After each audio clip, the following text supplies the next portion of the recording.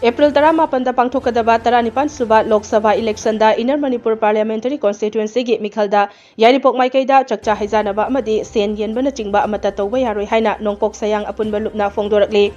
Yaripok Bisnu Nahada laiba BYFY gi office ta ngasi Yaripok Maikai gi club amadi Maira Pai Bisingna phamkiba mifam amada Nasal gi President Anand Laishram na haikibada lakadoriba mikhalase aduki matik aruba mikhal amani aduna Praja Singna wakal munna khallaga mihut khanbiyu Chakta amadi selda mihut khanbigano haiki Mikhalasiga mari Leinana Yaripokta lona amadi fongna Chakcha Heijanaba amadi sel Yenba pumnamak thingjile karigumba athingba sigi mayokta leirakpa mirep sing boycott tawgani hairaduna Mirep singna bota thadagadaba senfam singadu relief camp ta leiriba miyoi singda oina mateng pangbiyu haiki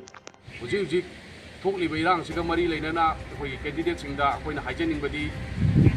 karigumba candidate singsina laaga chawra campaign tawbidanaba maruoina paisa yenbidaba amadi Chakcha Heijananabagi paisa pidaraktaba aduga karigumba candidate sing asina paisa yeningba leiragasu madugi paisa adu akoigi jaga area singsida yenbigi mahuta akoigi hujik lan maram oiraga chetheng phulaba jaga singda amadi relief camp leiriba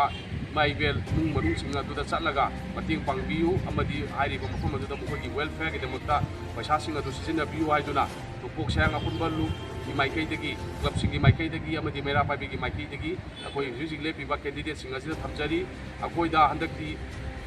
khwaidagi phaba candidate khanbagi tajadu pibiyu amadi makoi da paisa na sel na laibidanaba amadi makoi masada makoi voting right adu handakti pinabiyu amadi sauna campaign tawduna maduda paisa mangan gadabagi sarukte koina mamangda panjagi baduni hairi ba paisa sing adu pham sa sana awana tarba sing adu da